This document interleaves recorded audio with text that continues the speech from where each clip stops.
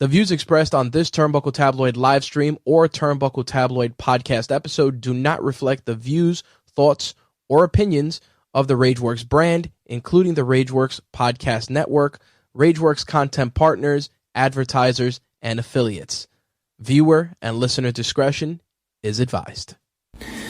What's good, y'all? It's Marc-Baze. That's MARC-BAZE. Can't forget the hyphen. Make sure y'all check out my latest project, Marco 713, on all streaming platforms. Wherever you get your music, you know where to keep it locked. #1 podcast for your wrestling news, your wrestling antics. That's Turnbuckle Tabloid. Yeah. 5, 4, 3, 2, 1, 0. All engine running. Liftoff.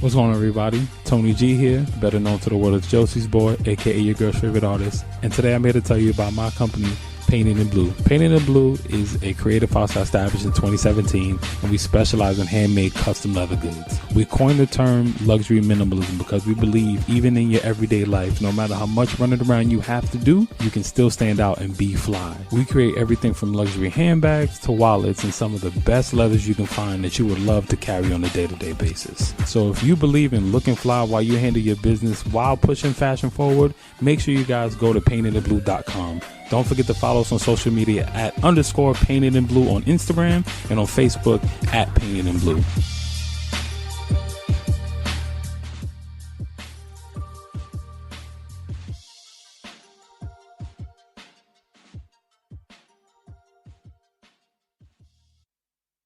Hey, this is Abe Ken, and you're listening to the Turnbuckle Tabloid, and if you don't listen, you're fired! It's Wrestling Rundown with Jay Santy. Live from New York, it's Turnbuckle Tabloid.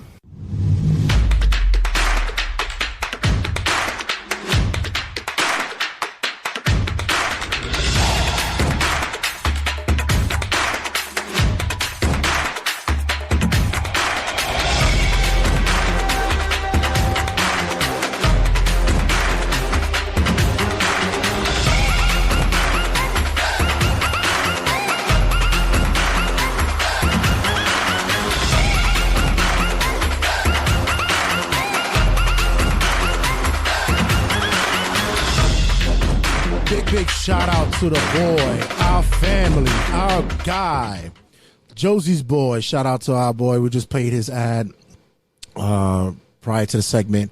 Big shout out to him and his lovely wife, welcoming a new baby boy to the world. Congratulations to the new parents. And we got a new wrestling fan to the world, ladies and gentlemen. So congratulations to the creator of Painted in Blue. Telling you, boy, this wrestling fandom grows every day, ladies and gentlemen. It grows every day, all day, every day. Big shout out to everybody who reached out to me and sent their condolences and their love for the passing of our boy, super producer, super engineer, AJ. It was rough going, but we've gotten through it. We're getting through it day by day, and I say I got through it because it was tough not having him here, but after having his remains cremated and such this past weekend, I finally was able to pick him up, and our boy's back home. So big shout out to the veterinary and emergency group who helped me out and helped to get the process through it. Big shout out to those people. Brooklyn, stand up. And as always, I'm the Noy McDonald of this segment, and you're listening to Weekend Updates Wrestling Rundown. So, seems as though that our boy, LA Knight, LA Nay. Yeah, it's killing it in the merchandise sales. I find it astonishing because they're plain shirts. They're just regular shirts. I wouldn't buy them. I wouldn't wear them, but apparently there's a market for it. So shout out to him. Seems as though that he was crushing it, taking at one point like 4 of the 5 top spots at one point in time.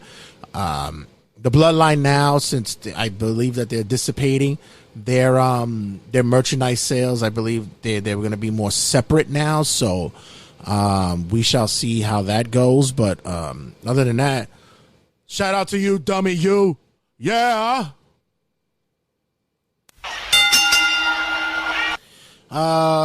There's some close to the social media outlets and those who have the pulse on the scene of NXT and the Performance Center that Brian Pillman looks as though will be making his debut with NXT soon enough. I thought when I heard that AEW released him or let him go, I thought they dropped the ball on that. I actually thought that you had a star on your hands and you could have made moves with him, but we have yet to hear Brian's side of the story. But who knows whether or not he was ready to embark on other adventures or they just let him go. Listen, he was there from the beginning of AEW. I thought that they were going to be able to be that company that gives opportunity to those from the indies, which they have, but I mean, like, to give that breakout star potential moment, as they're doing with MJF. And I really believe that talent-wise, in-ring wise, Brian Pillman has that appeal. But let's see what they do with him in NXT. I'm hoping that he gets some kind of rub, or someone gives him some kind of knowledge to possibly maybe even use his dad's kind of gimmick in a certain way, the unhinged kind of gimmick. Maybe give him the old Dean Ambrose look. We shall see.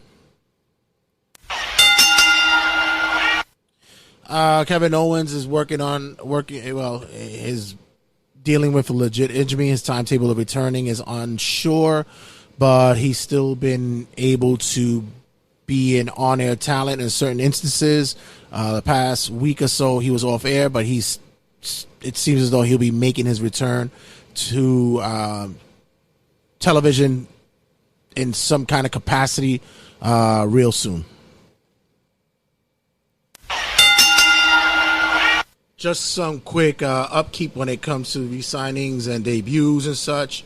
Roosh re-signs with AEW for a substantial amount of money. I was shocked by this because I'm like, WWE wasn't going to go for him.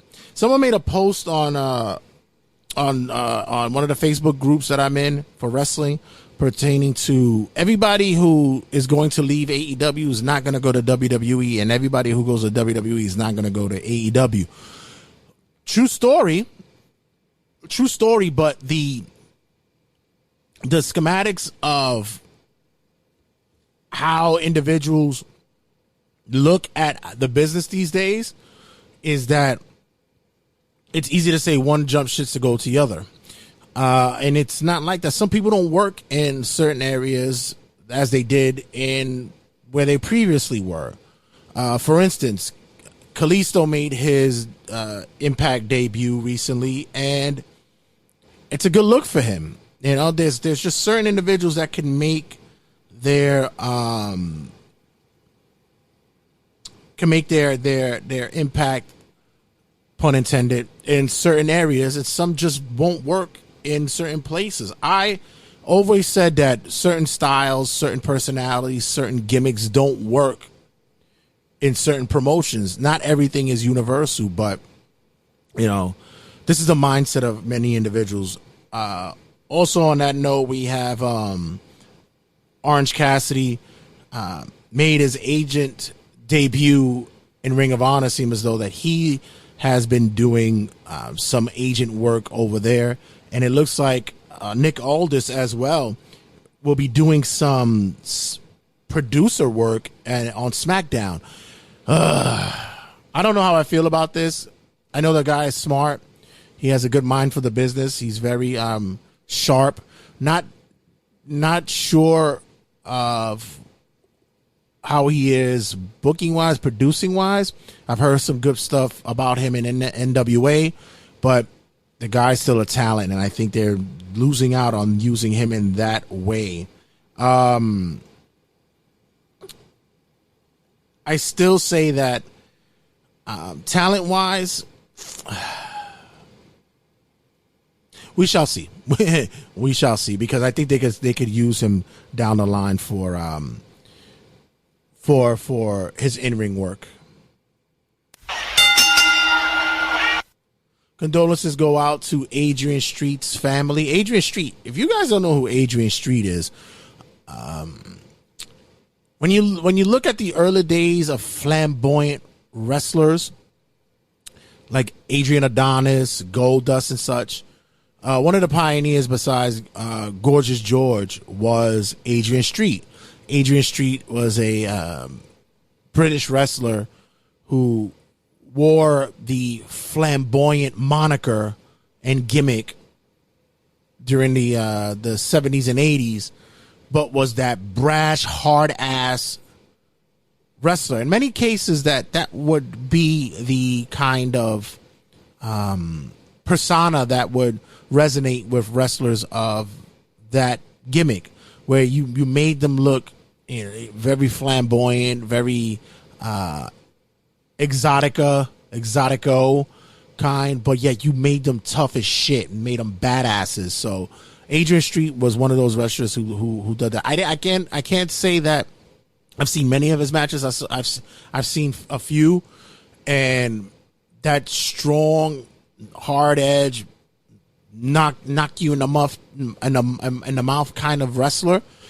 That's what Adrian Street was, and I've heard many stories, especially when you listen to Cornette on his episodes, he'll tell about. But condolences goes out to Adrian Street and his family.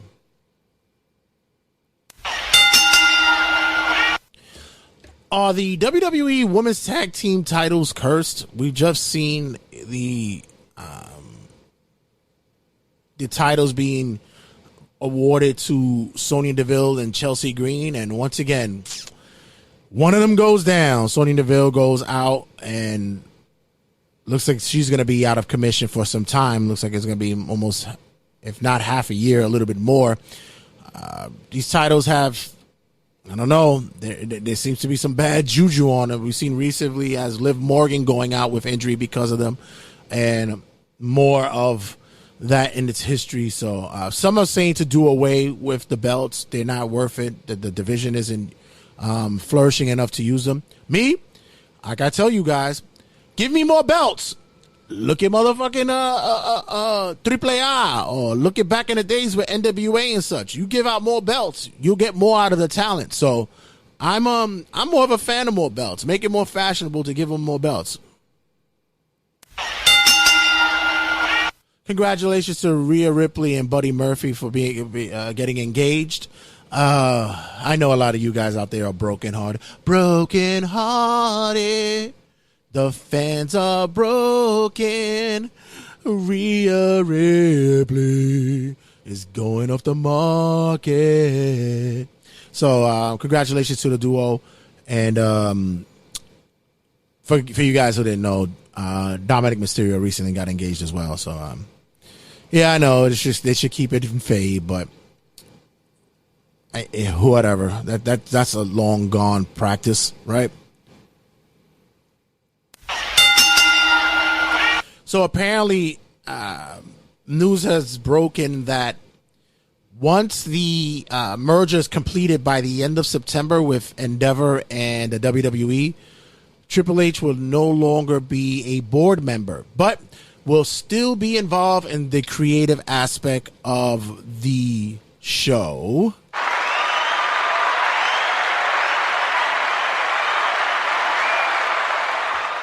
he not being on the board anymore would mean that he might have to gives up some stock options and such, but doesn't give a shit. He's still paid. He's still gonna get money.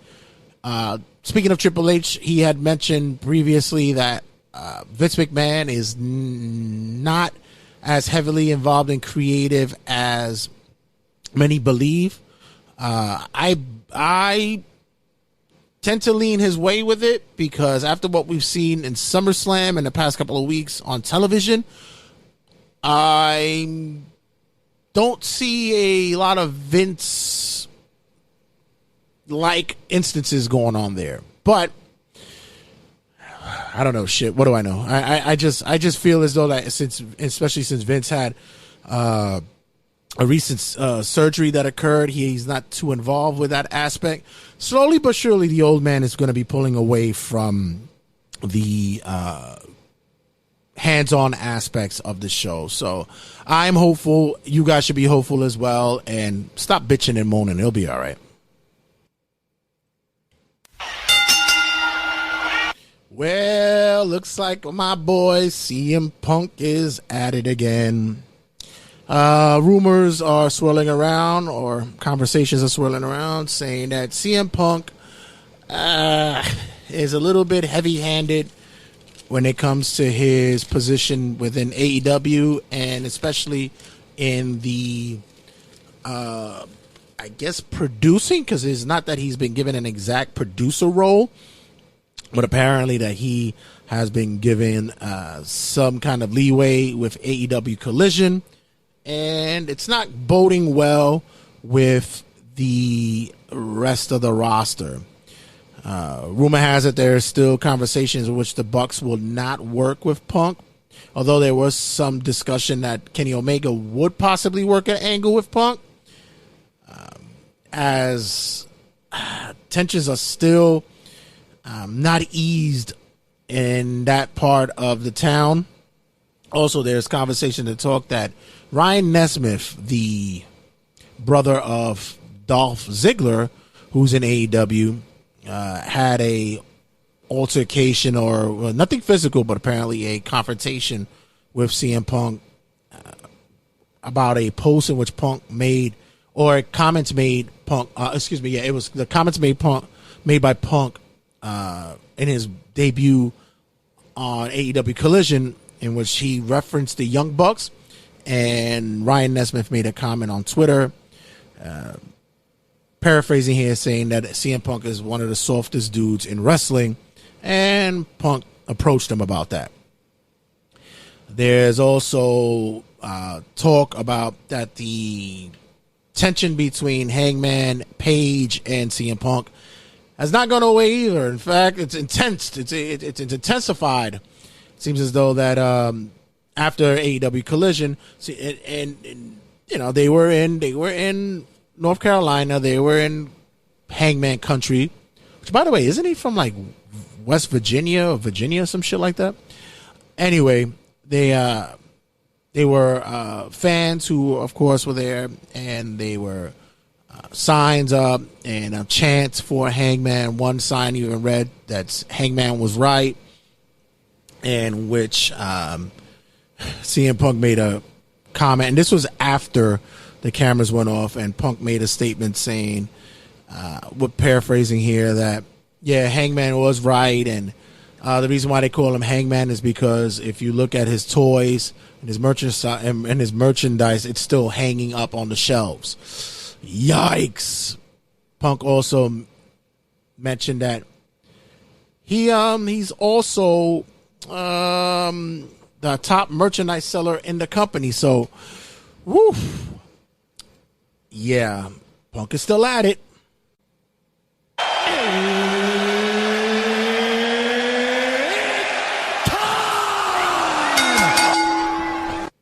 ESPN has just released the 30 wrestlers under 30, and not gonna lie, usually whenever I see ESPN dive into the world of wrestling, I'm a bit suspect, because they really don't touch up on it unless it's more of a documentary style stuff, or if wrestlers go over there to promote certain events, but for this, I was suspect, and after running through the list, gotta be honest, I can't disagree with how they have them listed. Well, maybe I just saw one that's suspect to me. Okay, well, we'll just go there. I'm not going to go by wrestler, but this spans not only the North American market, but it also touches on New Japan and such. And it's smart to go with the 30 wrestlers under 30 because I think it helps to bring eyes to the wrestling product, especially for those who are viewers of ESPN. You know, people usually watch ESPN. They're, we watch real sports. We don't watch that fake stuff. Give me NASCAR with cars going 250 miles per hour and going head to head and just careening out of the place. And yeah, careening is just way too big for a redneck. I'm sorry. That's just not a word to use for them. Crashing. There you go. Any case. So when it comes to wrestling, in the late 80s, early 90s, ESPN would show the later days of AWA and such, and they veered away from it. So, but I think right now, someone in their marketing departments and such, I believe they're getting an idea that they are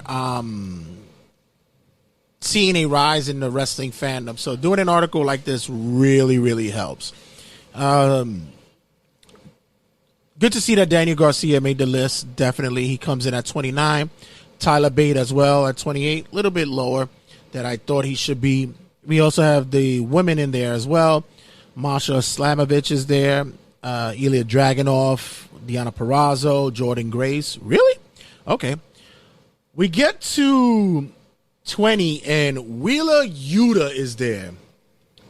Well, in case you people don't know my thoughts on Wheeler Yuta, it's like, what? Exactly. Wheeler Yuta at 20. Okay. He's better than Daniel Garcia and Tyler Bate. By the way, I forgot to preface it. Lists are just opinionated stuff. It really doesn't mean shit. I just like the fact that people are just getting acknowledged here. Jamie Hayter, Bandito, Dragon Lee. We also have Wesley acknowledged there. Jack Perry. Julia is on that list. I haven't really seen. I've seen a couple of highlights of her. I haven't seen her in a match, a full match as of yet. But I've heard a lot of good things about her, so I'm on the. I'm gonna keep a lookout for her. Liv Morgan, Takeshka is down there. Carmelo Hayes, really? I thought Carmelo Hayes was older than that. He's only 28. Nice. Braun Breaker, Dominic Mysterio's at 5. Austin Theory at 3. Rhea Ripley at 2. And at number 1, Mr. Devil himself, MJF. I'm happy with the list. I'm glad that they did this, and I think they were really spot on with the wrestlers they put on here. Some who may have missed the cut, and I think hopefully later on down the line they will do a annual list. But I think, and hopefully he makes the cut next year. He might not make it. Pete Dunne is 29. He makes 30. Damn it. You should have put him on the list this year, man. Should have put my boy Pete on that list this year. Fuck. But other than that, I'm glad that ESPN is doing stuff like this, and I'm hoping that down the line, once again, that they do more of these lists. And it helps to bring more eyes to wrestling as a whole and show some validity when it comes to the talent and the quote-unquote sport. When we come back, we're having a special guest. We've played his music on numerous occasions here, and He's got a big project out right now. Marc-Baze stops in. Not only do we talk music, but we, of course, the boy's a wrestling fan. So keep your ear out. Don't go anywhere. Stick around. Much to talk about. Check you guys in a sec. Yo, this is Calvin Tankman, and you're listening to Turnbuckle Tabloid.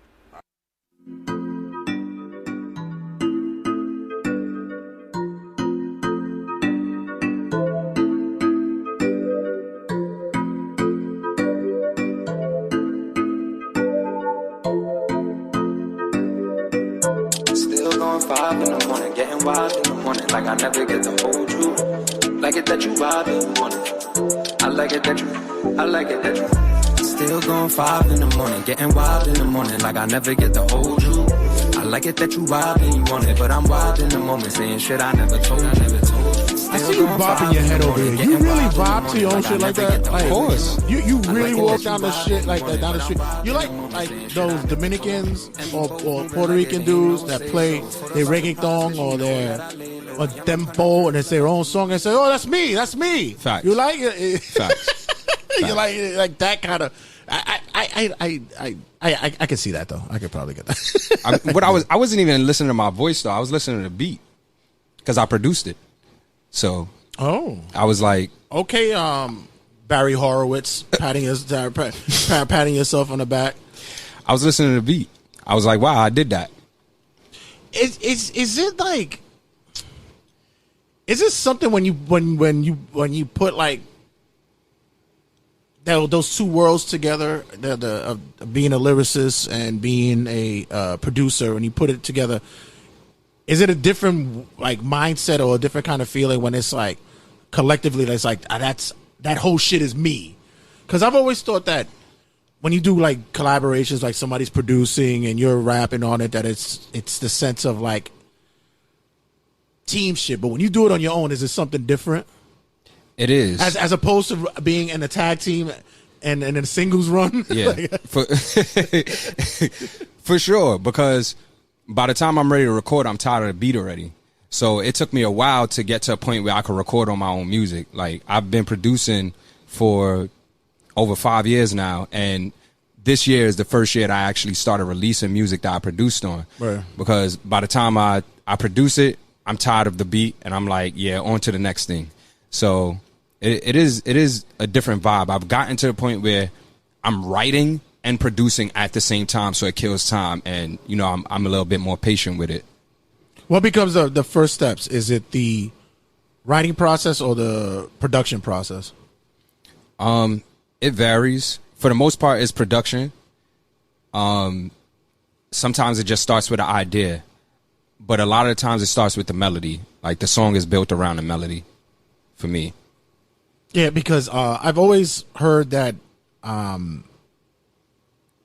lyrics don't come to you. It's usually the production that comes first, and the lyrics just flows with it. Like you've seen a lot of times. I was watching a video recently on Instagram where it's like the first time rappers hear beats, like Jay when he first heard Tim's beats, or when he first heard Kanye, when Tyler the Creator, and it's more captivating to see them like hear the beat first and be like, oh shit, and then put something on top of that to layer on it.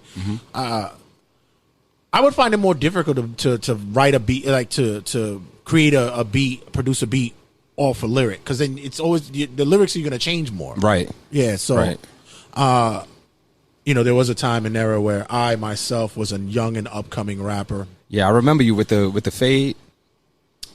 Yeah, that was a tight fade. Yeah, it wasn't done by Dominicans back then. They weren't really cutting hair back then. Dominicans weren't really cutting hair back then. No, in the 90s they really weren't. They really weren't. No, they really weren't. It was just a lot of really, really, really in tune black guys who looked Dominican, but they weren't though. No, they weren't. But as always, Turnbuckle Tabloid, and we shift gears here in many instances, but not too much here, because the young man that's sitting with us across the table in the studio is a young man who we played his music here numerous times. And I've gotten a lot of positive feedback, and a lot of times people have hit me up and were like, "Yo, you keep forgetting, send that link, boy. Where that?" So, young man can do it himself here, man. Y'all, Marc-Baze is up in here. Y'all, give it up for the toilet paper. Yo. What it is? I'm so happy to have this young man in here because I can give you the long story. It's years and years in the making. I've seen this young man progress, but we'll go to that all through that later. But today we're going to be talking music and wrestling, which is actually a fun combination and concept that many people don't understand goes hand in hand. For years in the early days of wrestling, I believe it has been said like the first individuals to incorporate real music into wrestling was like the Fabulous Freebirds, Junkyard Dog. They were like the early days in which, JYD would use Another One Bites the Dust. The Fabulous Freebirds would use Leonard Skinner. So it wasn't until down the line where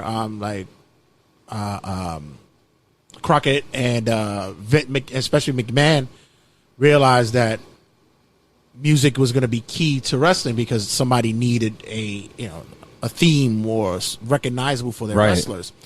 And we see that this day and age that wrestling and music, whenever you hear a theme song, you already know who that wrestler is. You think of the wrestler, yeah. Right.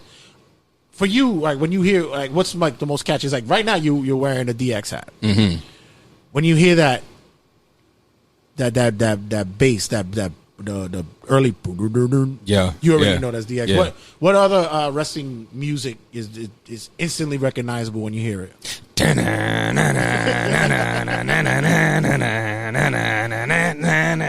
Is that Ultimate Warrior? No, you know who it is. I walk miles inside this pit of danger. I remember when I was working at the program, it was that when we worked at Beacon, you guys would know that, and then it became Orton's. I hear voices in my And you gotta understand, for an inner city group of kids to be singing rock, it didn't feel like rock though. It's just like this is Randy Orton's music. It didn't feel like rock. Or I gotta say this for my brother because this is the best entrance music of all time. You think you know me? Oh my God. Big K was like, yo, you know that's that guy, right? Yeah. You know that's that guy, right? He hear Edge's music. You know that's my guy right there. You know that's my guy. Yo, Edge gonna be here tonight. He gonna be there. It's funny because we say that it didn't seem like rock, but today's hip hop is rock to me when I look at it, because look at the look. Look at the style, the dress. There's some like 80s androgyny there. Yeah. There's also more heavy on using other instruments, more chords, as opposed to when it was just using the 808 and the other beat machines that are there. Now, rappers are more rock-like. Where do you think that's to me? Do you see that? And when was that transitioning happening? Lil Wayne. Yeah. When he started to dive in as a hardcore rapper, when he started to dive into different genres and make rock albums like the song Prom Queen and actually step into that character, let his locks down and wear the little top hat and pick up a guitar and the biker jeans or the tight jeans. I think Lil Wayne played a huge role in like transitioning rappers into dressing different. Kanye too, but I think for the rappers who perceive themselves to be a little bit more street or rough around the edges, Lil Wayne was definitely that transition and showed them that they could step into a different lane. Also, I think growing up in the early 2000s, like with MTV and stuff like that, you would tune into MTV. Well, I would tune into MTV and I would try to find, my favorite urban quote unquote songs, the rappers, the R&B, but you'll land on something from like Green Day or Fall Out Boys, and that became a part of our childhood. So like those melodies are kind of embedded in our head because you had to watch the full episode to get to your number, right? To get to your song on like the countdown. So I think depending on when you grew up, for me, I know a lot of those like Paramore, Katy Perry, Pink, a lot of those stuff that was on TV at the same time. Hip hop was on TV. It kind of like we got accustomed to it. We started accepting it more when we would watch the MTV Awards and have to wait like a million people to see the one hip hop performance. Right. It was like, all right, I'm sitting through this award show. I might as well just like it. I know the songs. I watch the videos the entire year. So I it's a lot of things. That's an interesting take because it's not a lot of your generation because apparently you guys been deemed also the ADD era where it's you only watch something until it's what you want to be into, you want to get into. But it is that also that era as well that you never knew who was going to come up. Mm-hmm. So you did have to sit around and wait to see if Jay was going to pop up. Or if they're going to play hip-hop at all. Sometimes you'll watch the whole episode. You it's like the Grammys and never know if they're going to fucking play hip-hop or anything. You just sitting around hoping, like, all right, music is on the screen, so hopefully they respect us enough. Right. You'll watch a whole episode of MTV Hits and you'll be like, damn, this wasn't the hip-hop hour? Right. Like, word, y'all got me like this. Now I'm late because I'm like, they're like, up next. Right. Here's the black artist. Yeah. I'm like, damn, I got to get out the house now. And it's already like 10 o'clock. It's like, yo, ass should be in school, motherfucker.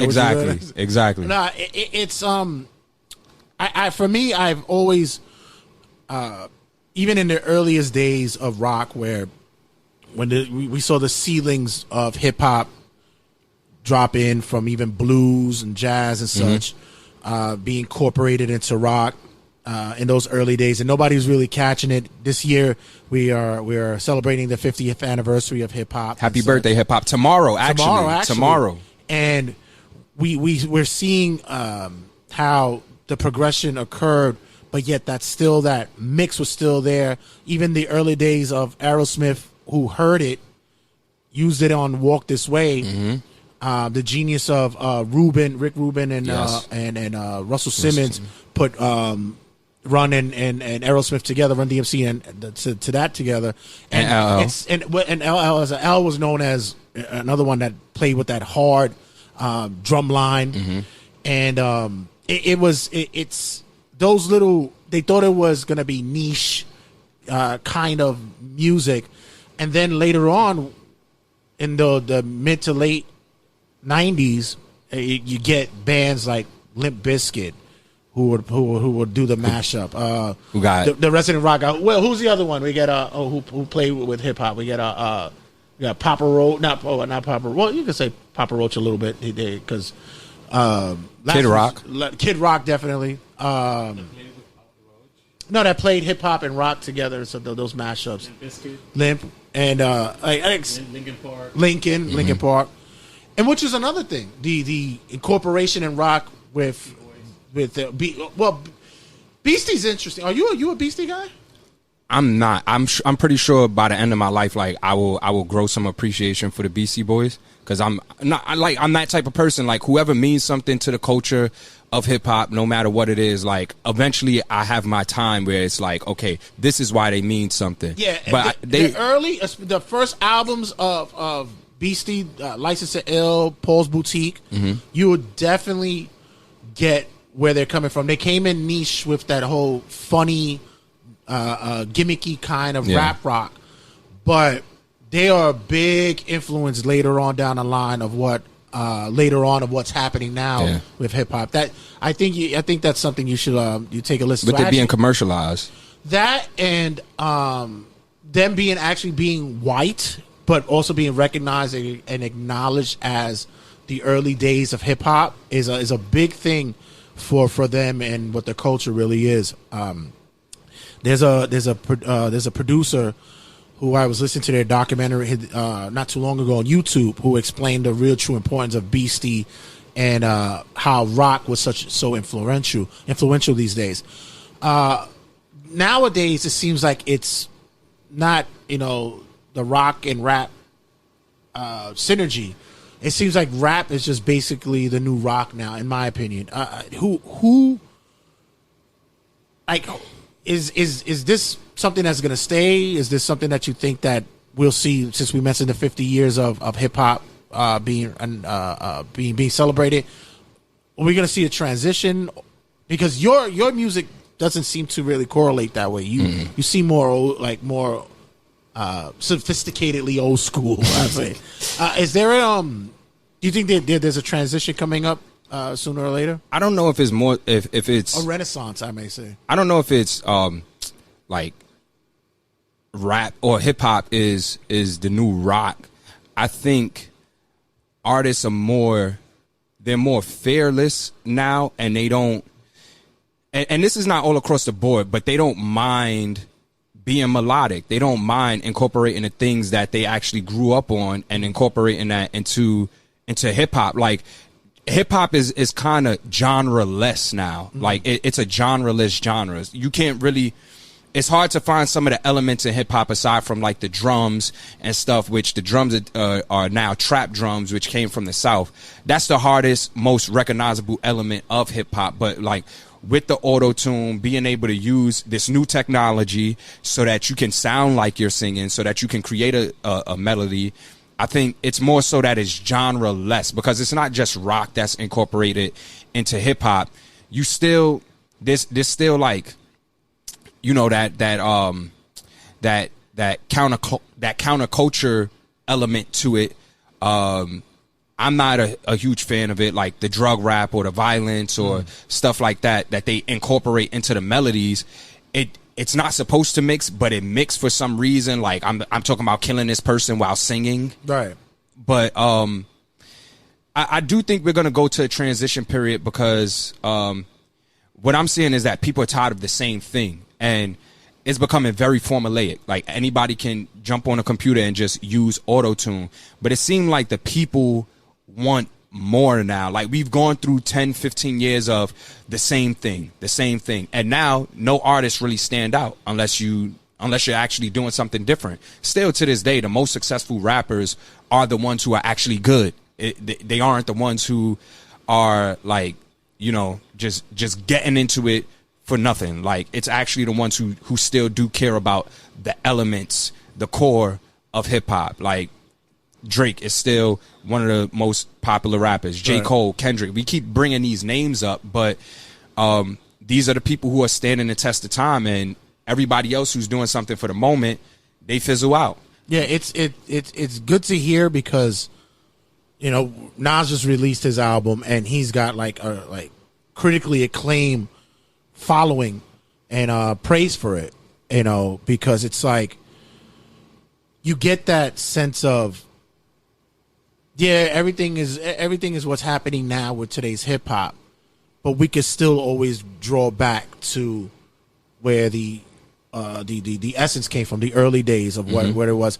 I think it's also a strong response back to my generation, who has been waiting for the longest time, because it's cool when you get certain vibe music, because we've always talked about before where everything could be a vibe. Everything's vibe. We vibing tonight, we at a lounge chilling, everything's vibe music. But sometimes my culture sits and remembers sitting listening to Wu in the car, just chilling, or putting Illmatic on, and just, that was our vibe. Yeah. And we kind of like missed that. And I think what also comes from that as well is that our children are coming up with it as well, because we've been doing it for so long. It's like when you were growing up, Ma would play fucking, Stylistics or the Dramatics, or they'll play the OJs.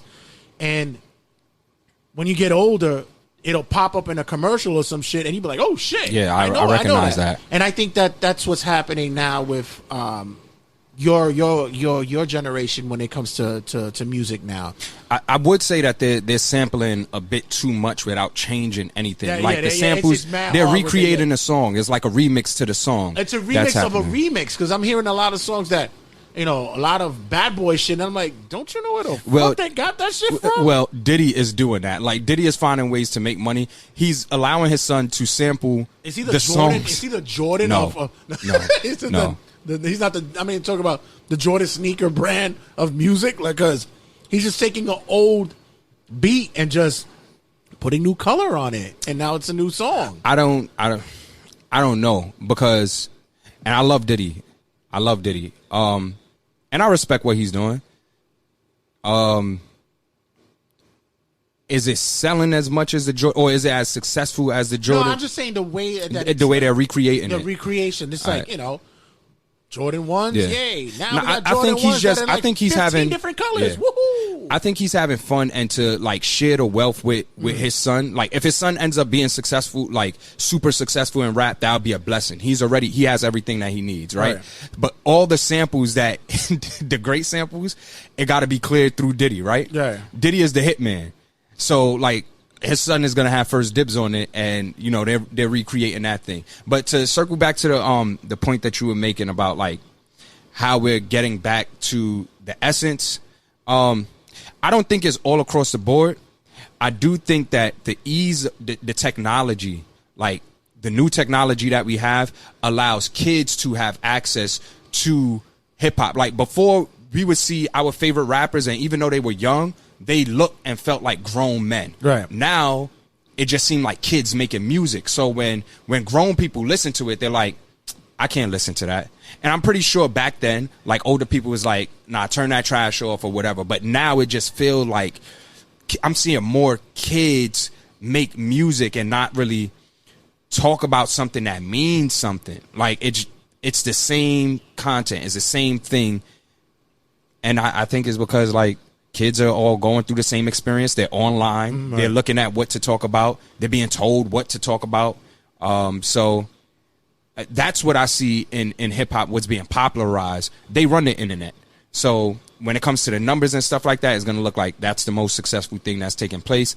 But there's real things that's actually happening out here. There's real music that's actually being made. Yeah, with that, I've heard a lot of and there's always old heads who get mad at it, that the shit is like, these motherfuckers got it easier these days because they could do, they got different programs they could get now. We ain't had to do that back in the days. And I'm like, yeah.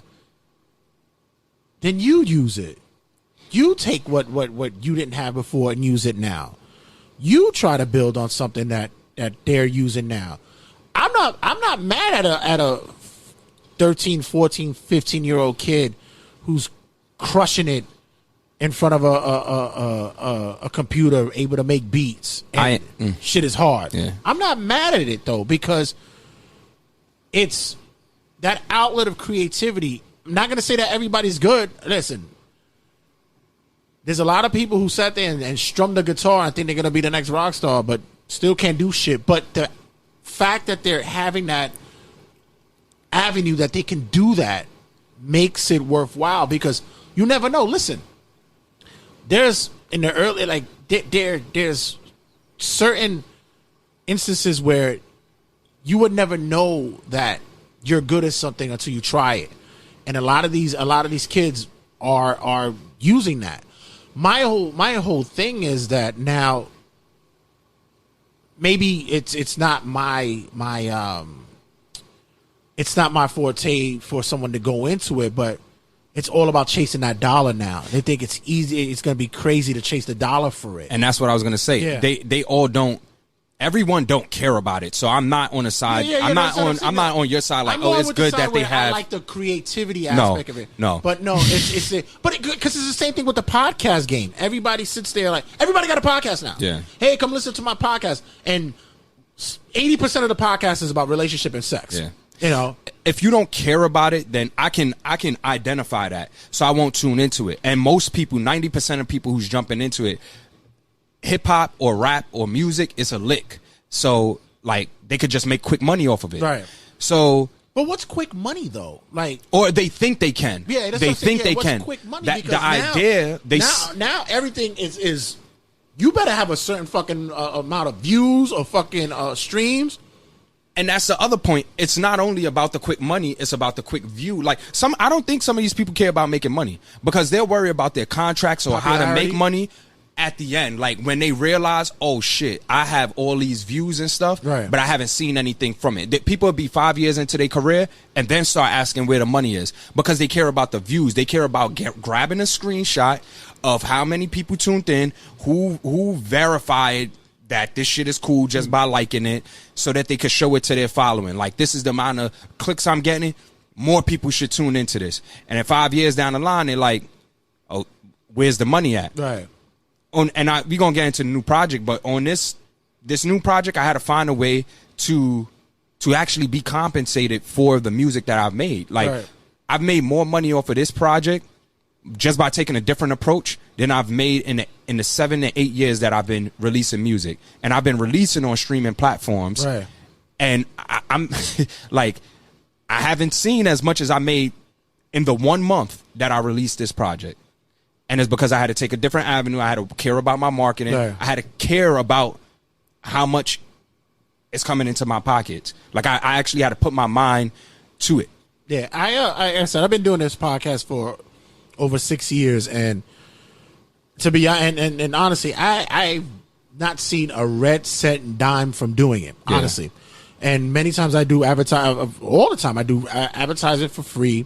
I love to share everybody's stuff for free because it's what I love to do. I love to get in front of this mic and just talk shit about wrestling, talk shit about or whatever. I find it my freedom to do that. And I've come to grips with that it's like, this is my fun spot. This is my area to go to. And, you care. And then I found another podcast that heard me do this, and I get on theirs, and they're the one that pays me to do the work for what they have going on. Yeah. So, you know, there's always lanes and avenues for you for those to do it. And, you know, but just like in everything in the world, everybody is going to want to find that one thing and think that's the wave. This is where I'm going to get on. I'm gonna get put onto it. But in your music, you've steered away from that. You're not drill rapping. You're not doing all that. You're not out there, like you said. You're more to what is comfortable to you. Your style, and it's kind of tough to go upstream down a river where everybody else is going the same way. Yeah. How have you been able to sustain and continue in doing that way? Because I care about it and I'm inspired. Like, I seek and receive inspiration through everything hip hop, through everything music, through everything culture. Like, I care about it. I remember the first songs that I heard, like the first songs that made me say, like, oh, this is like, I love this. I remember the moments that, like, my brother, me, my cousin wrote our first rhymes. Mm-hmm. Like, I've always been a part of, like, performing arts, whether it was playing the drums, acting, dancing, whatever the case may be. So I care about the arts. I care about performing. Like, I actually care. I want to learn more. I get pleasure out of learning more about this culture. This thing is 50 years old. Hip hop itself is 50 years old. And I don't know everything about it, but every day I'm seeking to learn more. Like, the amount of interviews that I watch. I grew up on radio. I grew up with two sisters who's 8 and 9 years older than me. They grew up on radio. So their music tastes like, you know, there's a vibe and like a cultivation that matters to me. I think a lot of what, like we just said it, a lot of what people are doing now, they just want to be viewed and they want to be seen. They don't care about, you know, showing what inspired them. I care about showing what inspired me. If it's bars, like, I care about wordplay, so I'll put a little bit of wordplay in there. If it's melodies, there was times that I was in chorus. So I'm not a singer, like, I'm not the best singer, but if I want to put some melodies in there, I'm put some melodies in there. If I want to do something Afrobeat, I come from a Caribbean household, so I'm going to do that with with the true essence of a Caribbean, Afro-Caribbean, swing. Like, Sintu, you love Shit I Never Told You. You love that song. Right. What makes me love that song is not just the fact that it sounds good. Like, I really stuck to the core values of making a Caribbean song. Like, I got explicit because when you listen to Caribbean songs, it's explicit. It's very sexual. I did that intentionally. I didn't just do that to just be like, oh, I'm going to talk about sex on this song. No, I made it my priority to be explicit, to talk about things that you wouldn't really talk about if you weren't on a Caribbean song. So, like, I study the game and I care about it, and I care about displaying that. I care about showing people that. It doesn't matter like how many people view it or watch it. When I create, it's coming from a place of pure inspiration. It's coming from a place of like, this has been cultivated. This is embedded in me. I don't know what everybody else is doing. I could just assume what they're doing, and I know it's not coming from a place of I care about this.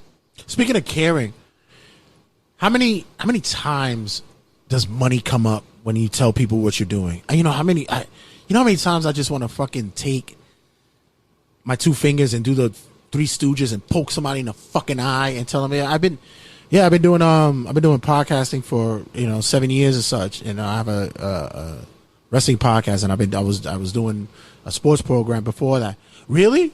How much you get paid for that? And it's like, it's not always about that, I see your videos. I watch what you post on social media. So check out the boy on social media. Let him know where you can get him at on the socials at. That's Marc-Baze, MARC_BAZE. On everything. And to answer your question, and I know, but I see that.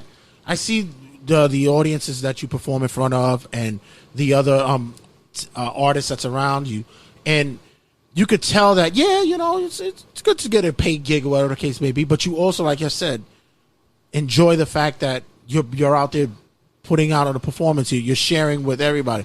But how frustrating is it that you have to hear from everybody asking, what's the money looking like with that?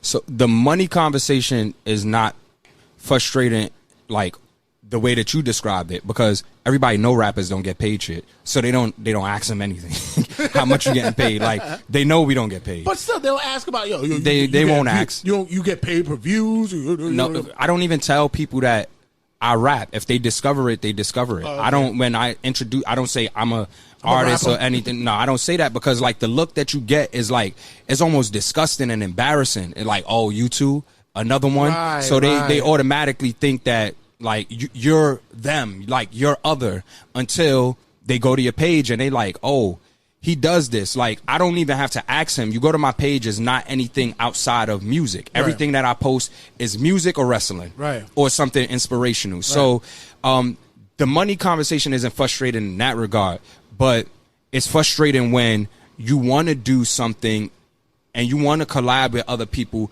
but they're trying to get in your pockets. Like, they're trying to ask you for bread. So like, they'll put on these showcases or anything like that. They'll ask you to pay to pay $50 or to pay $150 to get a slot on the show, but they won't. Like, I've been in this for a while. Yeah. If I'm bringing 15, 20 people to the door, those are people that's lining your pockets, not mine. So I'm at the point where we can't talk money unless it makes sense. In reality, yeah, I'm gonna have a conversation with you. After one of the mics is over, we're gonna have a conversation. Yeah, it's frustrating though, because like you would really, people that watch you grow up, people that you supported and stuff like that. Yo, $150 to get a 10-minute slot on this event that has 75 other artists. Hell no, I'm not paying $150 for that. Like, I'm done with that. Right. So I've learned early on, especially from a friend of ours who said, we're going down with the support shit, is like, don't ever expect your friends to support you. Oh no, no. Don't ever say, and I've grown to I realized that, years later and stuff, but I've gotten to that point to where it's like, they're not your audience.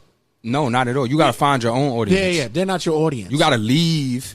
I get more love from people who don't know me, or people who see me like at events and such like that, who will tell me, yo, that shit that you said on the show this week, yo, that shit was crazy, or that shit that you said on the show, yo, you was wilding, yo, what you mean by that?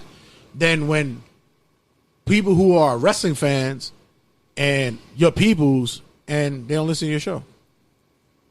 It's more shocking to me when one of my peoples hit, they'll see me like, I was listening to your show this week. Yo, what you meant about fucking Roman Reigns and such and such? And I go, you was listening? You listen? Yeah. Nah, that's really what it is. Yeah. You got to learn that though, right? When you first starting out and you want people, like, it's not that you want people to validate you, but you want that support. Like, I'm doing something that's fire. I'm doing something that I care about, and you want them to support you. But what I've learned is that you'll get more support from people who don't know you. When you're not accessible, when they can't have you every day, they don't take you for granted. I've been doing these trips to Atlanta. I came up on the most followers I've ever came up on. I've came up on the most support, like people who actually pay for my music outside of New York.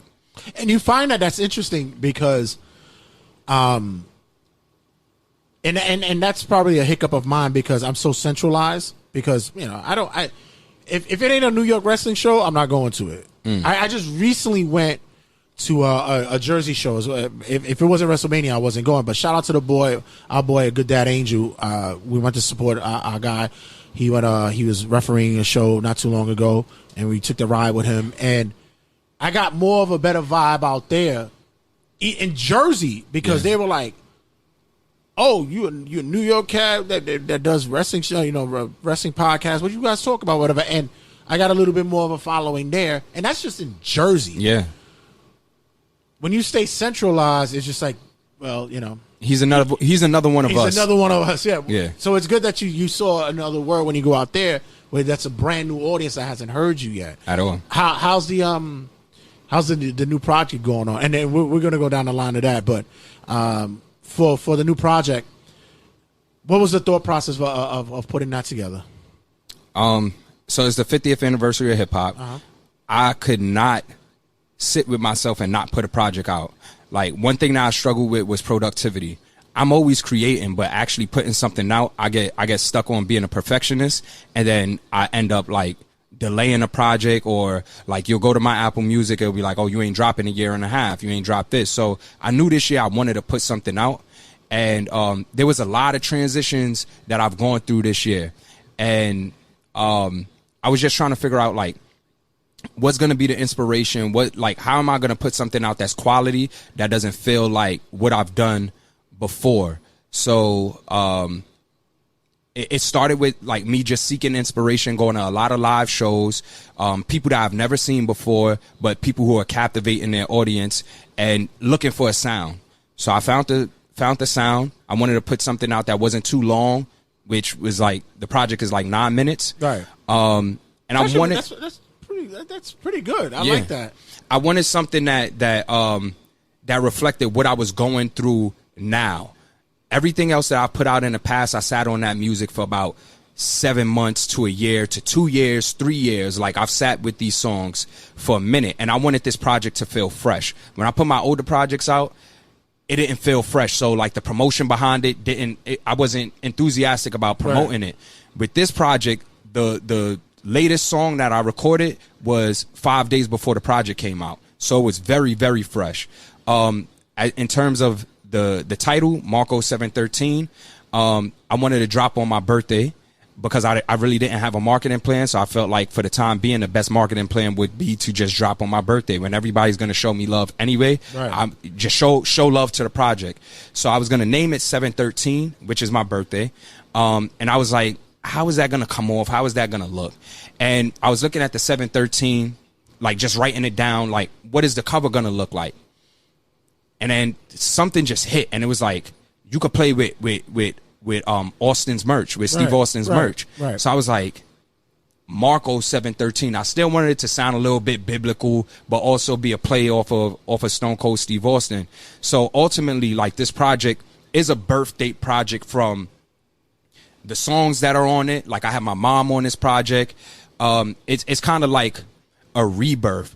Marc-Baze is like an alter ego of mine. Mm-hmm. That's me in my unapologetic form. Like, I have songs where I say the wildest things, or what I think are the wildest things, like when I'm not trying to be too politically correct, or when I'm not worried about my image. Right. And that's Marc-Baze. So I wanted to I wanted this project to embody me being unapologetic, me being as honest and transparent about whatever it is that I was going through at the time. Just like Austin is, very unapologetic. He's himself.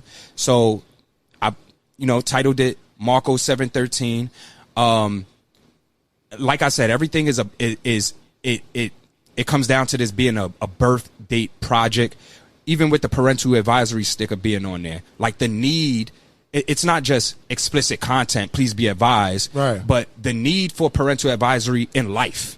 Like that's my purpose for putting a parental advisory sticker on this project that released on my birthday. Like I wouldn't be here without the support of my mother. My mother supports me wholeheartedly, right? So this is the most honest I've been on a project. This is the most inspired I've been on a project. So that's the short version, because I could get very long-winded, but ultimately it was a coming out party for me, in terms of like I had to reassure myself. I went through a whole period, like a 4 to 5 year period, where I wasn't confident in the music that I was making, or I wasn't confident in what I was presenting. And the first year that I released music, I was the most confident. I actually felt like I was the best rapper alive, even though when I listen back, I wasn't. But I went through 4 to 5 years searching for that confidence. And I was trying to figure out, why did I lose it? Right. And a lot of it is because, like, I wasn't caring about myself. Like I was caring about what songs would land with other people, like what would get the most views. And I try to do it in a tasteful way where it didn't seem like I was looking for the views or the plays. I try to do it in a way that showed that I still cared about music. But when I just got back to what I cared about, then, I felt confident putting this. I didn't even second guess it. Once the final song came back, I did the final mixing on my own. A lot of this project I recorded. I'm saying a lot, like there's a lot of songs. Two of the songs I recorded in my crib, and I was always self-conscious about recording in my crib because I felt like I couldn't get the best quality. I scratched the perfectionism. I scratched it. Like, it was more so about what I was saying, and the project came out sounding amazing. I recorded 2 songs in Atlanta, and this is what I'm saying about the love. The engineers showed so much love. I thought it was illegal for engineers to show love and be hyping the The nigga was hyped behind the boards. Behind the boards. Every engineer that I ever recorded with, how much was you pay like him?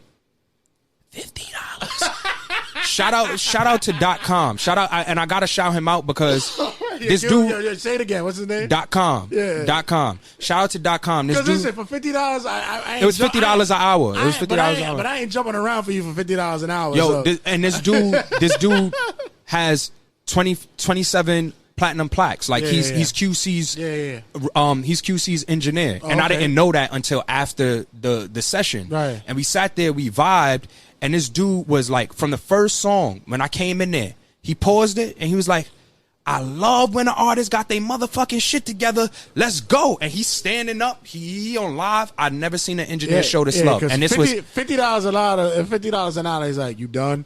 Click. This was outside of my city. You get what I'm saying? This was outside of my city. $50 out, like, you rap? All right, bro. Right. So I gotta go hit the strippy. We're gonna be out.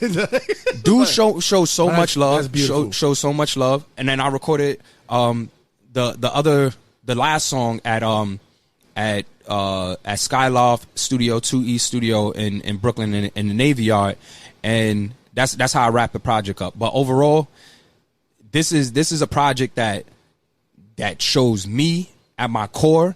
I produced 4 out of 5 songs on there. It's the first time I put out a project where I produced on the records. So it was just me being unapologetic, me being fearless. It's me in my fearless era. All right, I'm gonna play. We're gonna play Dream World right now. Okay. While I do that, I'm gonna go get me a refill on the beverage. All right. Just leading up to it, what was the inspiration for Dream World? Dream World was the last song that I recorded. Okay, that's the last one. Okay. Yeah, I needed something that sounded a little bit current. I needed something where I wasn't rapping people's heads off, but I said enough. Like, you understood what I was saying in that song. So, the inspiration came, and it was just me talking about living in reality, not living in a dream world.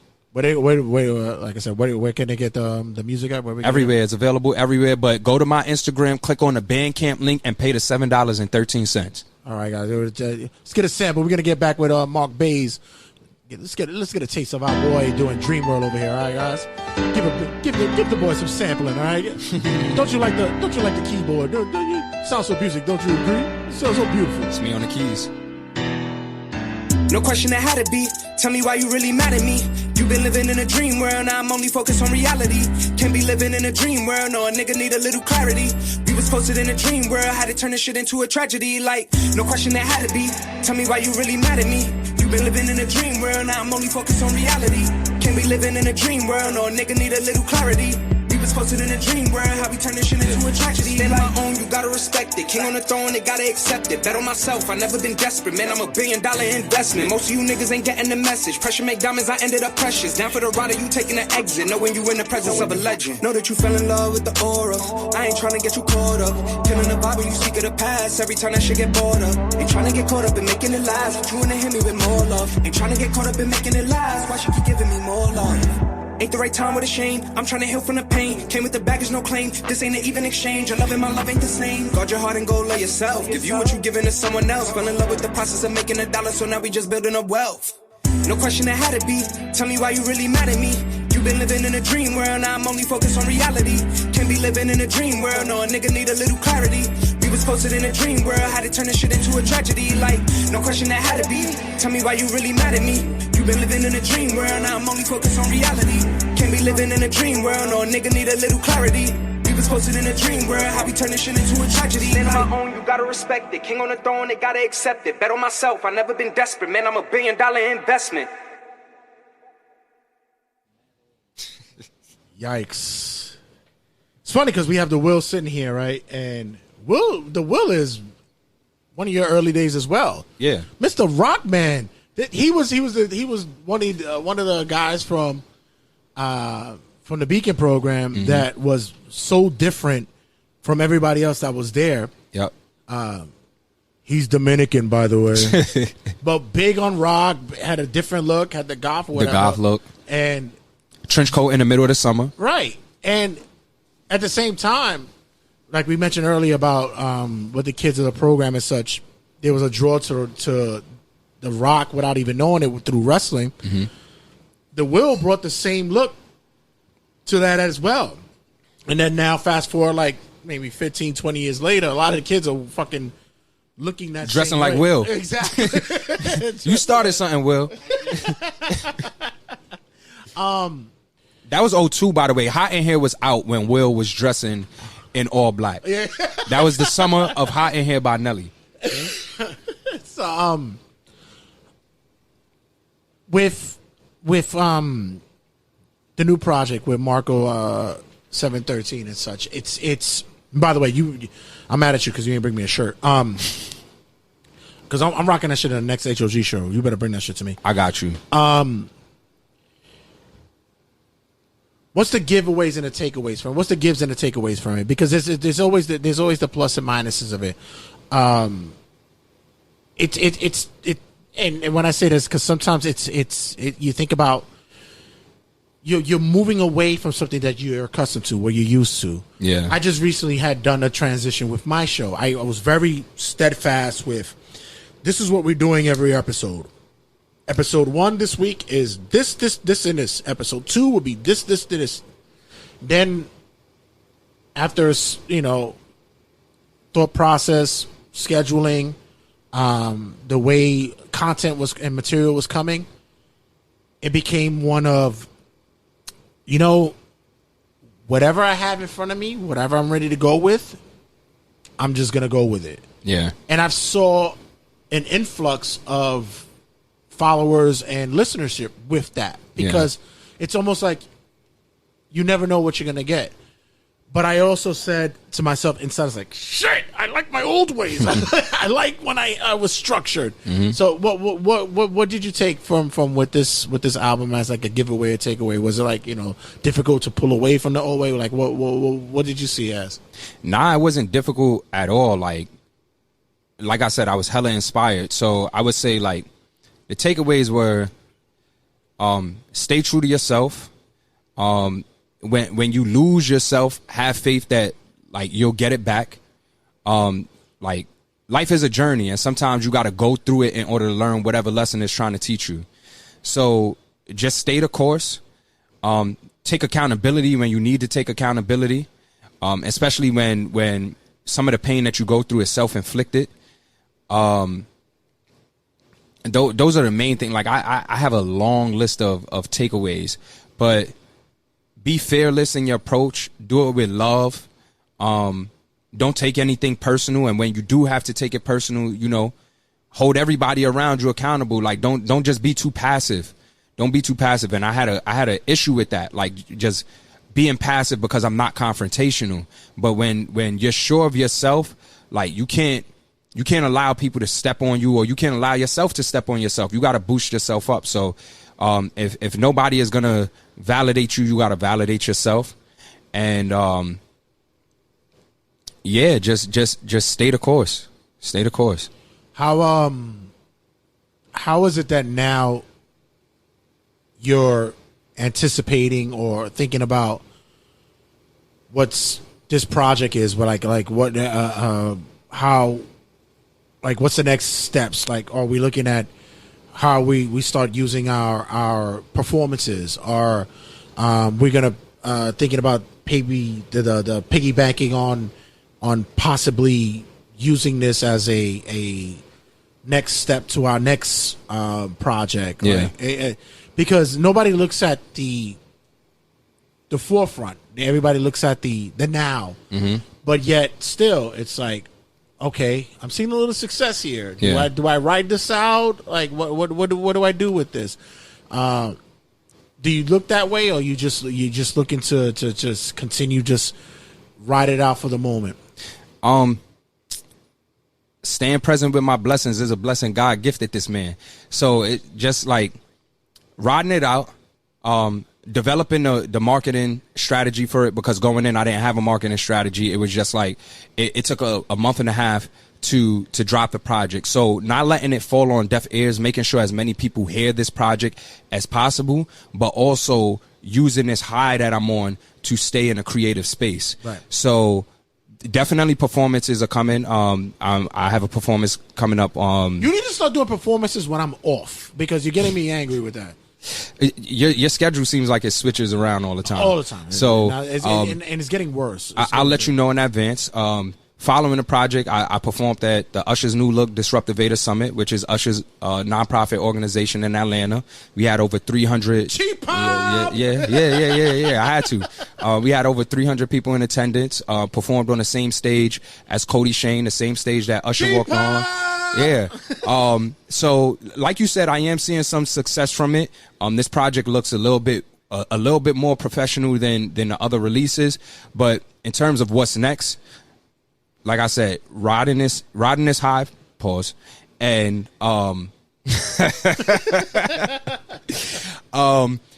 just using this moment to stay locked into the lessons that I learned from writing this project. So right now I'm in the process of figuring out what's the next project. But I'm not trying to force anything. But my main thing right now is consistency and productivity.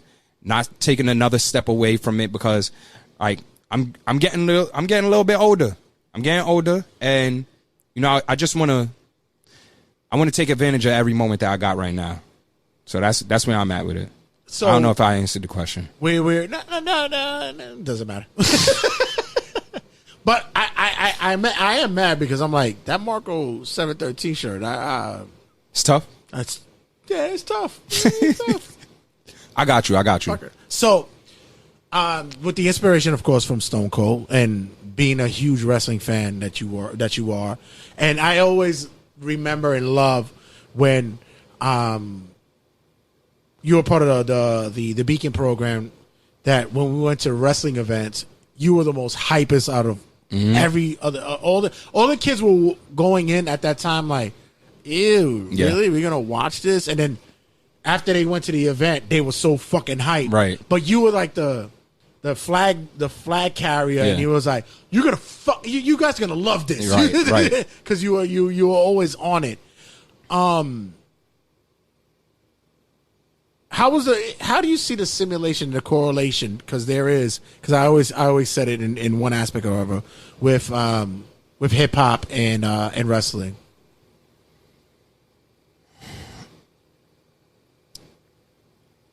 Because for me, it's always the braggadocious. Yeah, you're cutting a promo on the mic. Okay, and with hip hop, and especially when it comes to early days of hip hop, I'm the best. Yeah, you can't beat me. It is a performance. Like everything about it is. It's also a testament to showing everybody around you, whether it be depending on what the storyline is or the angle, especially on the last two songs we were listening to. Yeah, it's you're cutting a promo on your life. True. Yeah. So, what other aspects do you think that we also see with hip hop and wrestling? It's a performance and also showing people what you want them to see. So my favorite wrestler is The Undertaker. And Casey, you know that. You know that. You know that. What I respect about him is how much he didn't let people behind the curtain, right? So with me, I'm kind of the same way. Like right. I show people what I want them to see, and they see that character of me as an artist. They get that character of me as an artist. So I think the similarity is like just like you said, the braggadociousness, the alter ego, definitely. Outfits, you have to look the part. In order to see success in wrestling, you have to. There's no wrestler that doesn't have an image that's memorable. Right. Even if it's Daniel Bryan, who they shitted on. Goat face, that went over for a little bit, and that kind of got him over, like him looking like the person who wasn't supposed to be over, right? Or just him looking like the most technical wrestler ever. Simple red trunks, red boots, but the smallest guy in the ring. Yeah. So having an image, performing, wanting to be the best, because what I'm starting to understand now about wrestling, like even though it's scripted and there's like, backstage politics, people do want to be the best, and they doing whatever it is that they can to be the guy. And just taking advantage of your opportunities, right? When it's your moment, it's your moment. Whatever they give to you, you got to make it work. So even if you get a feature that you don't like, you got to find a way to be the standout on that feature. If they give you a character that you don't like in wrestling, you got to find a way to make it work. You got to find a way to get it over. So, just doing the best that, as Mariah Carey says, I'm going to do the best with what I got. Cue All About the Benjamins. So when you incorporate that thought process of putting that element of wrestling in there as well, Undertaker is it's funny you mentioned it, because I think it draws me to also thinking about battle rap, and I got put onto battle rap really late. Yeah. And I got mad because now I see the game now a little bit like I don't really care about any of these guys, but a lot of those guys were wrestling fans as well, and that's why I said it's the bravado, the braggadocious, the boasting of themselves, and posting, and I sit there and I go, is there a way that we could still incorporate that wrestling element in hip hop these days? Because I don't see it anymore. It's not there. Like the pride? Yeah, it's not there anymore. Or the feeling of I am better than you guys. Everything's about money. It is. The only ones in wrestling that did it with money was like Rick, Dusty, like they were the money guys. Hogan. Well, Hogan never really bragged about money until he became NWO. NWO. But like about when they came to boasting about even wrestling has kind of pulled away from that. Is there that like quintessential moment where hip hop goes to like that way of wrestling now is where we're really cutting that promo? Well, I think that's the issue, right? Everybody started bragging about their money. So all of the bragging is about the money. It's not about being the best technical rapper or being the best at whatever you do in rap. Well, before you continue, used to be back in the days where it's like when you looked at the days of early hip hop, it was, I'm a better rapper than you. I do this better than you. I spit better than you. Yeah. And then once you got the record deal, you showed the money, and that's when you showed that you could spit about, I spill Ace of Spades and all this bullshit. Yeah. You could do all that. Where now is everybody's wearing Rolexes and fucking chains on their first song. Yeah. Yeah. So it kind of for me, it defeated the thought about being a real rapper from that. Yeah, because it's like they come in successful. Like there's no grind. You don't see the story, right? So what we're about to see happen with LA Knight is that like you see all these videos of how long he's been grinding. He is a rapper. No, seriously. No, for real. He is a rapper. The old school sense, because he grinded for the 20 years. Who hotter than Top Dollar? A lotta. Yeah. Papa ain't take no mess. You like him? What? What? Oh, Willie, even the Will likes him. Papa ain't take no mess. Yeah. Ain't no messing with me. Yo. Because nobody messes with LA Knight. Yeah. So yeah, there's no grind, there's no struggle. You don't see the struggle. Everybody comes into the rap game already successful, already with a rollie that they don't have, already with the money that they don't have, already with the Beamer that they don't have. So you don't see that story. So I thought the smart thing, I don't mean to interrupt, but I thought the smart thing that they did this past week on Raw was that they put him with Miz, because yes, it was. Miz is established. He's the Rolex wearer. He's movie Prada, star, wrestling Pradas. You know what I'm saying? Huh? He had his story. Yeah, and he had his early story. He was the rapper as well. He came in. He had the early real world.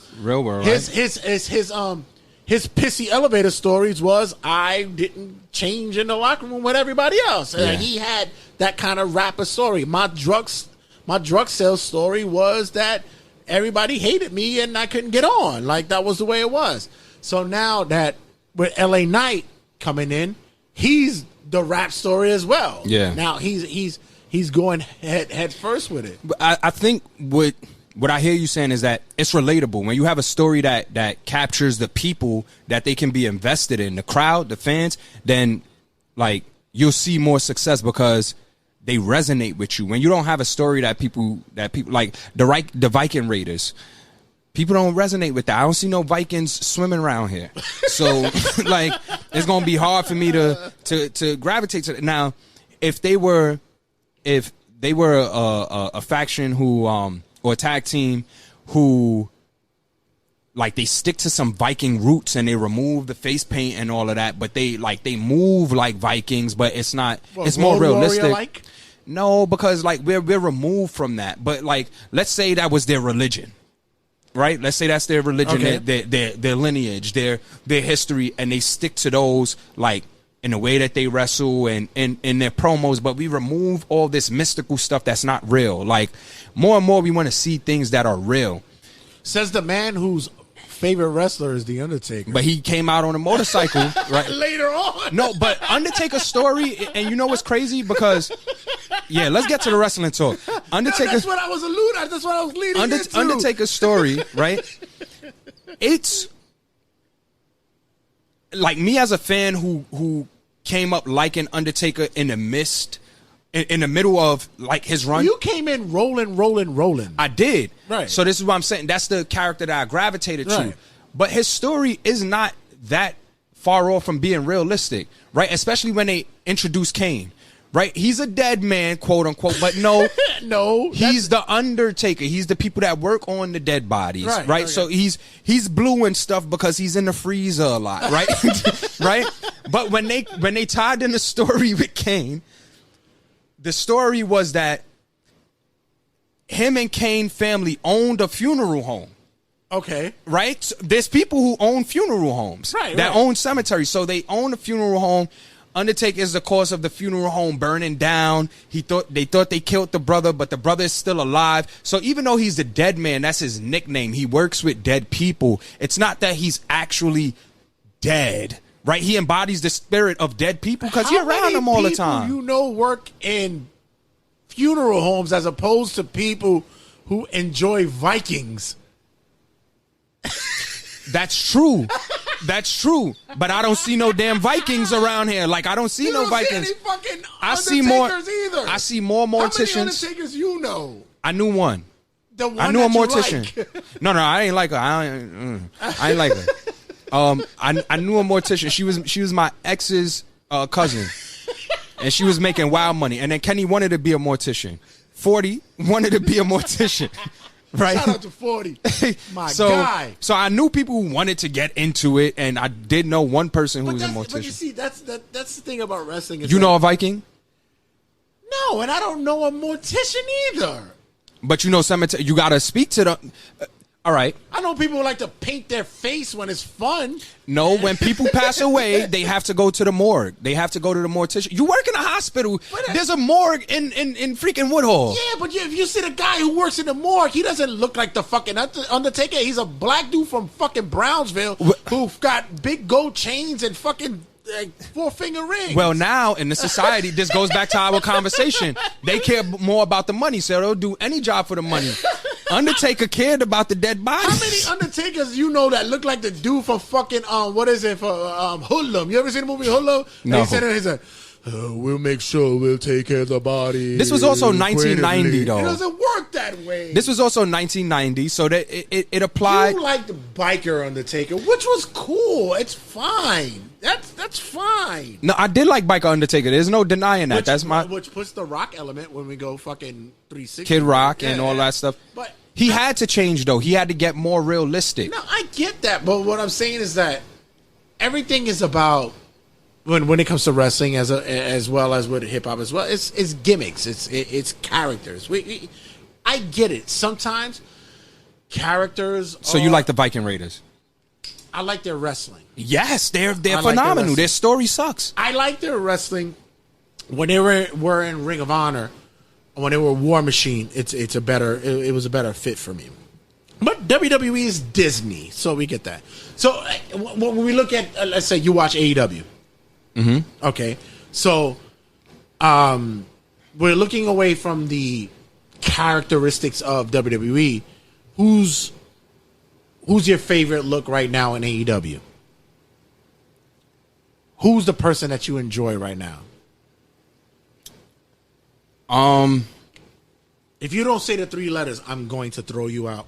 I mean, obviously MJF, right? Obviously MJF. I like Ricky Starks. Yeah, I like Ricky. I like Ricky Starks. And I'm mad because people were throwing shit about LA Knight and his comparisons to Stone Cold and The Rock when Ricky Starks was doing that shit like 3 years ago. But they do the same thing to Ricky Starks. It's the same thing. I don't hear it as heavy as they're doing it to LA Knight now, though. Because WWE is the flagship. Yeah. You know, it gets more notoriety. And Ricky Starks was getting a push in AEW before LA Knight was getting a push in WWE. Yeah. So now LA Knight is getting a push in WWE, so more people are starting to say it. But when it comes to those two characters, I think there's just a level of authenticity. And people hate shit that's real. Like there's a real element that's cutting through those promos. Like they're naturally funny. They don't really fuck up on their promos too much. And I think people hate that. Like they like the corny thing. But who else do I like in I'm starting to like, even though this faction is confusing me, I'm starting to like Swerve. I'm starting to like Swerve. I knew you would. I'm starting to like Swerve. That is right up your alley. No, it's not because I like the best person in that faction that you should really get into is Prince Nana. Prince Nana, but Prince Nana is a legend. Like, he's a legend. Don't get it twisted. I'm gonna see if I can get. I know you might not have been. I'm gonna see if I can introduce you to. Prince Nana is a legend. I remember the first time, like early 2000s, that like I fell asleep on an episode. I don't know if it was WCW. It was one of them off-brand wrestling shits that was on TV. It was probably Ring of Honor. I don't know what it was, but I remember my cousin and my brother woke me up laughing hysterically about Prince Nana, and we would our insults to each other would be calling each other Prince Nana. And I didn't know who Prince Nana was until I didn't see his face until that wrestling event. The best thing about him is that he is genuinely one of the coolest dudes and real genuine when you meet him. Yeah, he's helping that faction. But Swerve, I think he's coming into his own, and his wrestling. I didn't know that dude was like that. I didn't know Swerve was. I'm kind of conflicted about his wrestling, but that's a story. I don't like the stereotypical black shit. Nah, there's more to it, but I'll tell you that when the mics go. I do like Swerve. I don't like the stereotypical black stuff. So what's your thoughts about the bloodline? The bloodline story. It's the best thing going. The best thing going. Like there's no debate in that. We have our moments. You like it, right? You like it? Until SummerSlam, right? No. I'm still with it. That's what I'm saying, because they've proven that when they throw us off, they can get it right back. They've done this like 5 times already. So I'm not mad at this. And because it'll be like, that doesn't make sense. That's fucking stupid. I don't want to see this. I'll see you on SmackDown. There's a push in wrestling for like when tag teams go their separate ways. It doesn't always have to be somebody turning on each other. Right. And that should only work for the New Day. Everybody else, there needs to be a turn. So the fact that, we need to see the Usos together like they've done everything. They've accomplished everything in wrestling. We haven't seen them going against each other. And up until this point, we weren't able to tell the two apart. Right. So now that we're able to tell the two apart. Somebody had to get braids and somebody had to clip their sideburns off. That's why he has a terrible haircut? Exactly. That haircut is horrible. That ain't Dominican. That is not. I would not co-sign on that. No, shit. That's Hawaiian. That's definitely a Hawaiian barber. No. I don't even think that. I think somebody in the Samoan tribe was like, "Bro, what you doing, fam? That should look crazy." No, because Solo damn near got the same thing. That's because of the gimmick. They need a blended. Like it's a hard. Jimmy shit is hard though. Yeah, Jimmy shit is hard. His shit is official. I don't know. Pause. I had to give that one for you. Cody, your thoughts about Cody? I don't like the fact that it's predictability in wrestling is not always a bad thing, but the fact that we know where this story is going from the night that he lost, we knew where this story was going, and we can see.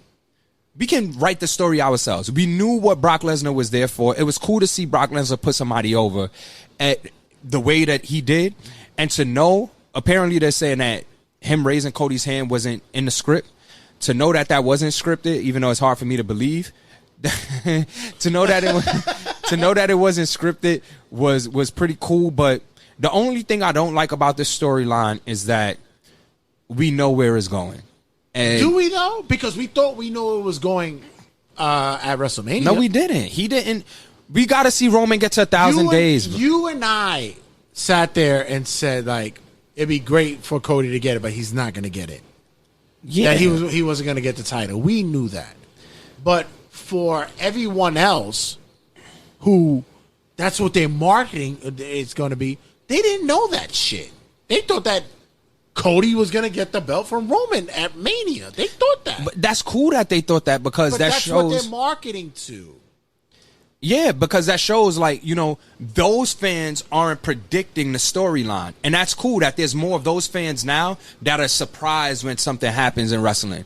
We've been watching this and we studied wrestling for so long that you get a vibe or a feeling. It's very rare that we're surprised by wrestling. The big thing for that story with Cody and Brock was the fact that, and this is why they put the documentary out first, was to show that Cody is a amateur wrestler champion. He knows what to do and blah, blah, blah, blah, and all that. Right.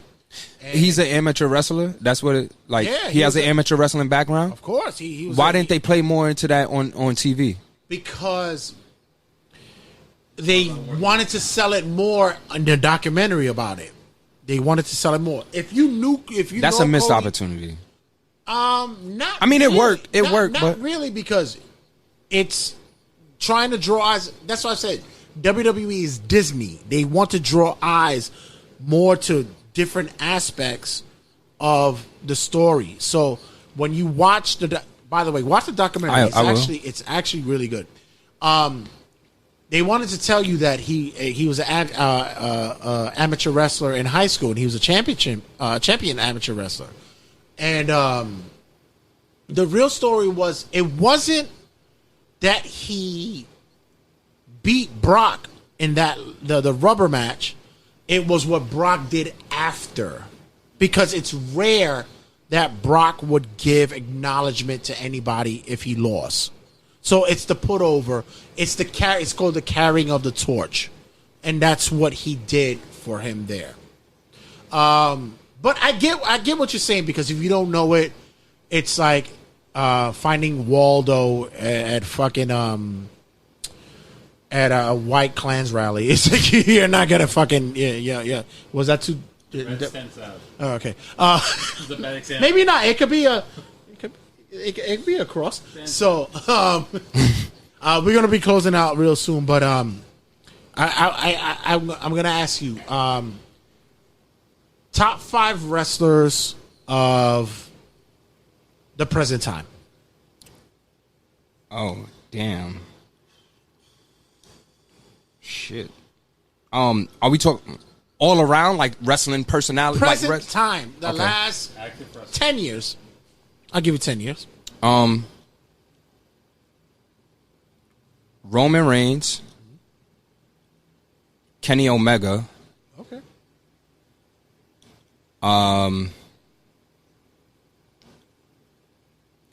Daniel Bryan,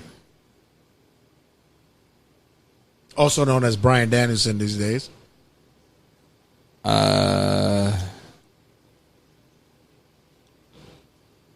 Shit, I got 2 more. Of the last 10 years? Yeah, the last 10 years. You got from... And I'm surprised there's one that you haven't said yet. I'm like, really? Not Punk. No. Undertaker wrestled in the past 10 years. Yeah. Okay. But he's had great matches in the past 10 years. The past 10 years would have been 2013. When did Shawn Michaels retire? Oh, that was early on, but he still had I can't give that to him. He was wrestling once a year. Okay. He was wrestling once a year. Damn.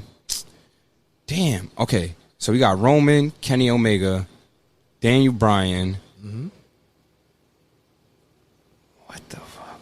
We don't like dead air here. Hurry up. All right. Can you give me your top 5? Okay. In the past 10 years? Yeah. I'll give you AJ Styles. Oh, well, I would say yeah. AJ's in there. Claudio. Okay. Daniel Bryan, of course. Mm-hmm. Kevin Owens. And, of course, my boy is back. CM Punk. It's my 5. Last 10 years. Yeah, it's my 5. Okay. I need to add one more in there. You have 2. I need one. No. I'm adding AJ Styles tomorrow. Okay. I'm adding AJ Styles tomorrow. Yeah. So I said Roman. Cody's not Kenny. Cody has been there. I can easily replace him, but Cody is like 6 hovering. He's there. Roman Reigns, Kenny Omega, Daniel Bryan, AJ Styles, and I just had it. I just had it. I was gonna say Finn. I was gonna say Finn. But that's not bad. No, it's somebody else. Fuck. All right, let's Seth Rollins. Seth Rollins. That's great. Seth Rollins. That's a good one. Okay. Yeah. Top 5 rappers in the past 10 years. Top 5 rappers in the past 10 years. Yeah. Pusha T. Nas has had a resurgence. Like, he's putting out a lot of music. Like, it's been crazy. I think he's dropped more music than he's ever dropped in his career in these last few years. And to be honest, it's probably the best thing that he's done ever. Yeah. But well, besides Illmatic and his second album. Yeah. Yeah. So Pusha T, Nas, Drake. Pusha T, Nas, Drake.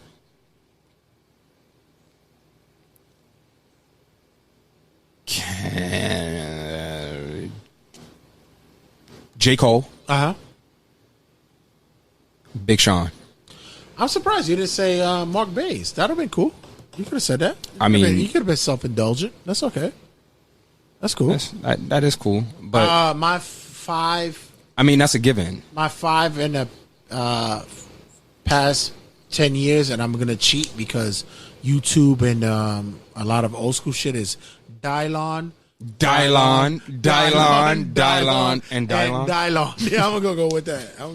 No, you don't have any rappers that you listen to currently? No, honestly, I really don't. Like, no, I love Cole. Yeah. But you don't listen to him.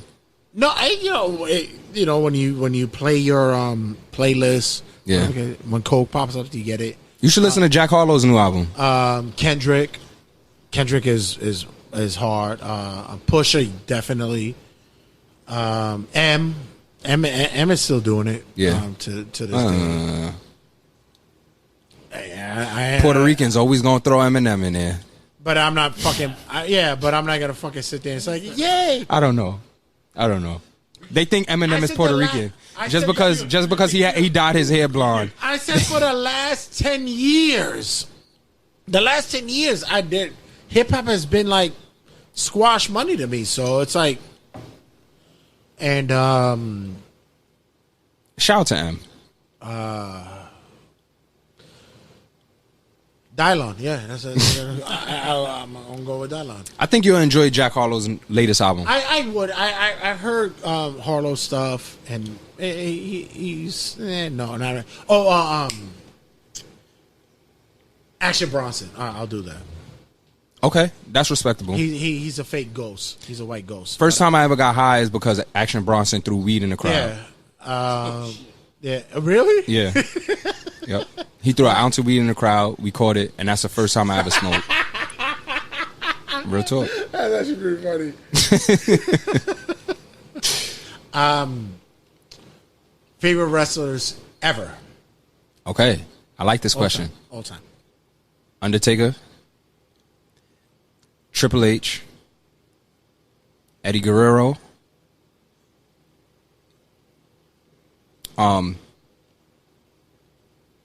Batista,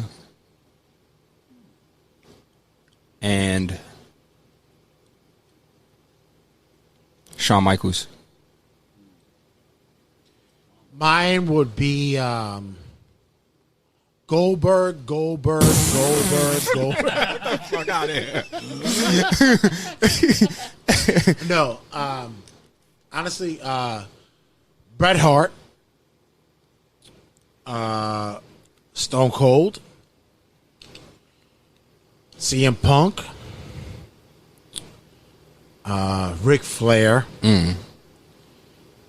and it's always a toss up at the 5 because I love Dusty, but I got to think about the style that I love, and much love. It's Eddie. Yeah, that's my 5. Gotta be. And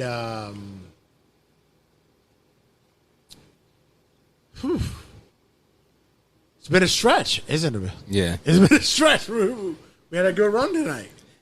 Eddie was so amazing. I just want to say that Eddie was Eddie gets the real deep fan base, and it's always the oh shit, I forgot about Eddie. Nope, can't forget about it. When you talk about it, but Eddie has, especially his late WWE run, and how they let him creatively do what he did, Mm-hmm.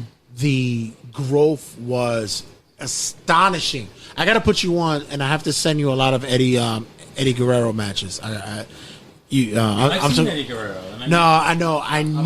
I need to show you. You want me to fall in love with Eddie Guerrero? Yes, I need you to fall in love with Eddie Guerrero. Let me ask you this before we go. Yes.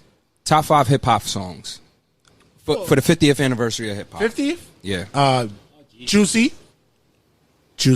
Mm-hmm. Cream. The Message.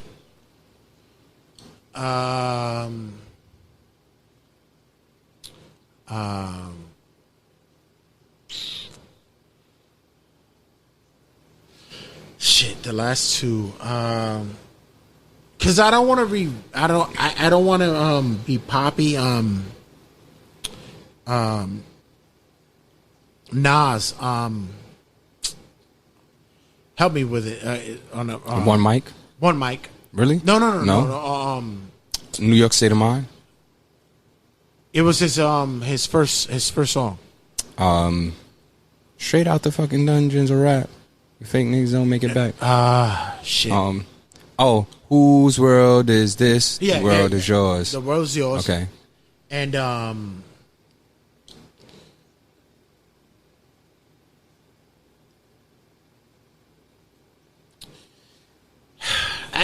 it's tough because I want to go old school, and I'm gonna say probably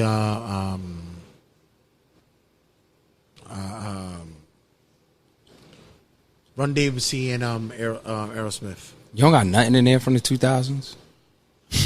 No, because remember, I'm old, nigga. I'm old. I'll take it. Walk this way. Those are all the. What's yours?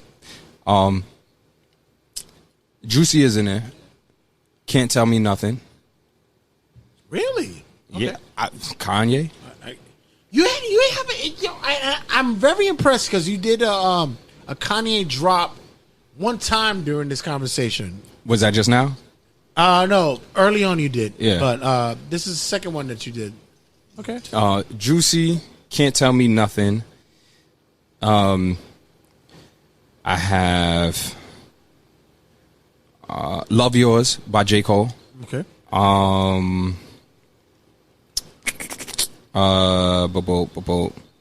Recognized by the Locks. Okay. And for the 50th anniversary of hip hop, let's go to Message. Was that 4 or 5? That's 5. That's 5. Let's go to Message. Okay, wrestling wise, Mm-hmm. top 5 wrestling themes of all time. Top 5 wrestling themes. Theme musics of all time. Entrance songs. Yeah. Keep rolling, rolling, rolling, rolling. Okay. Keep rolling, rolling, rolling. That's Undertaker's. Undertaker's motorcycle theme. Viva la raza. That pop for WrestleMania.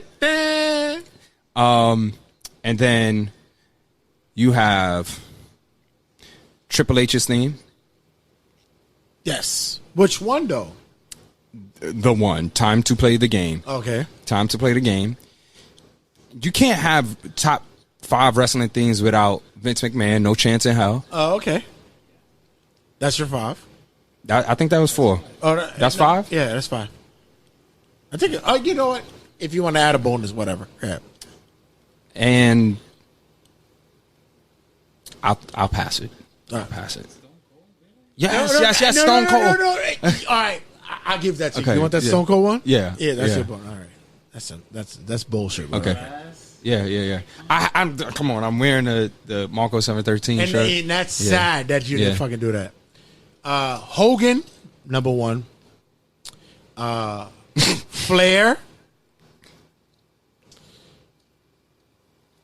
Macho Man Savage. Undertaker, because once you hear the gong. Mm-hmm. This one is fun because I did 4. This one it is fun because you could play with it anywhere, wherever it could get popping. It could get popping.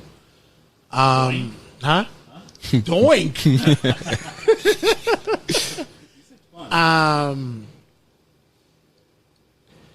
Wow. I would probably say, for me, Randy. I'll say the last one. The Randy yes, one. yes, Randy. yes, yes, yes. I'll say that. Yes. I'll say Randy. That's a great Voices, list. that's a good one. But, bruh, you have brought so much material, fun, and I have to say that I went in depth with this conversation because I want everybody to embrace your talent, embrace your fun, Appreciate it, and embrace your love for everything that you do. And with that, let everybody know where they can get you at, where they can download, subscribe, and be a part of everything with the vibe. Let everybody know they can get that right now. You could Google me. Marc-Baze, that's MARC-BAZE. Can't forget the hyphen. Find me on Instagram, Marc-Baze, that's MARC_BAZE. Find me on everything, Marc-Baze, MARC-BAZE. Appreciate you for having me. Appreciate you for always opening the space. Appreciate you for cultivating this this wrestling aura that I've been able to stick to, and always being a person I can speak to about wrestling and not feel ashamed about it. It's funny because wrestling is getting so popular now, and widely accepted. But we've been down. Rappers are using them as their lines when they're rapping and shit. Everything. And I was gonna allude to like battle rap when motherfuckers use shit, and I was like, let's go back to my boy. So anyway. It's been real. So anyway, back to my praise. No. I appreciate not only just like in the space of being a creative, like just being a mentor, like one of the important pillars and figures in my life that pointed me in this direction, and one of the people who kept it real with me. I remember one time I was mad at you for like 2 years because I was like, yo, I'm recording this album, I'm gonna put it out on cassette, and it was like late. It was late to like.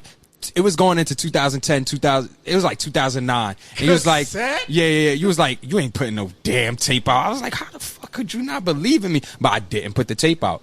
You, for some reason, you knew the timing wasn't right, and you shitted on it in true Red fashion. Completely shitted on it. I was like, yo, Red never believe in shit. He always telling me I should go back to playing the drums. But I still believe that though. You're a really, really good drummer, and I thought that you should. And that's another story. Yeah. But I'm glad you said that because I tell girls that I played the drums and they never believed it. So this is cool points for me. But no, I appreciate you for everything that you've done for me, man. It's my nephew, baby. And as always, we're going to play you out with our guys. Hand It To Me. Oh, yeah, that's a good one. And as always, make sure you subscribe. Be a part of the vibe at all the podcasting outlets for Turnbuckle Tabloid and the Facebook outlets. And you know what? I'll leave it what it is. And love you, my guy. Love you too, man. And we out of here. Marc-Baze, baby. Yes, sir. Go stream that project, Marco 713. Go get it. Go get it. Go get it. We out of here.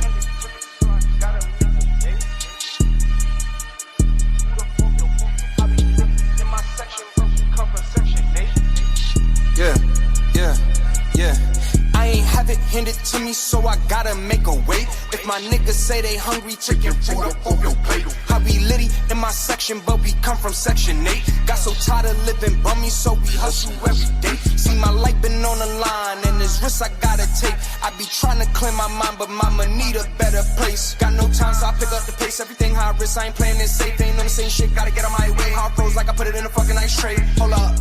PTSD from the cold nights, we ain't never ever going back to the old life, no. Hate on you when you down, showing love when you on, I ain't tripping, that's the way life go. Niggas do anything to get ahead, if you see how I gotta stay on my toes. Cause you never know when you raking in dough, how these friendly niggas end up turning the fold. Expecting the worst since I was legit, flipping the curse have been making me sick. Never been fly, but I got on my shit. How I ain't planning, I've been making hits. We come from the dirt and them up, but the soul you always gon' rise when you climb out the ditch. It was written, so I stick to the script, while you pay to ride dick, man, you niggas a trip. Told you I'm back on my grind, and I ain't leaving this time. Till I leave Earth, I'ma be in my prime. Keep on glowing until they seeing the shine. On my way to a beat, trying to get like Hova. Handle my bid like a real nigga poster. Crazy on the beat when it's off in the seat, trying to drive the point home like Chris Paul chauffeur. I ain't have it handed to me, so I gotta make a way. If my niggas say they hungry, chicken food up on your plate. I be litty in my section, but we come from section 8. Got so tired of living bummy, so we hustle every day. See my life been on the line, and there's risks I gotta take. I be trying to clear my mind, but mama need a better place. Got no time, so I pick up the pace. Everything high risk, I ain't playing it safe. Ain't on the same shit, gotta get on my way. Hard froze like I put it in a fucking ice tray.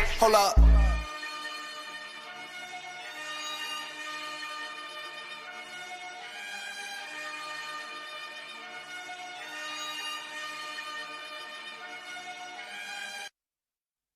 Five, 4, 3, 2, 1, 0. All engine running.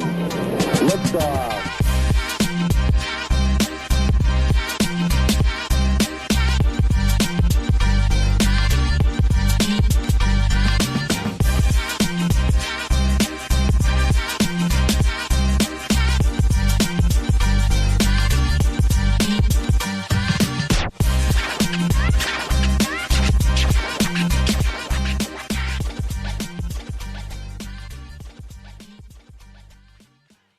Turnbuckle Tabloid.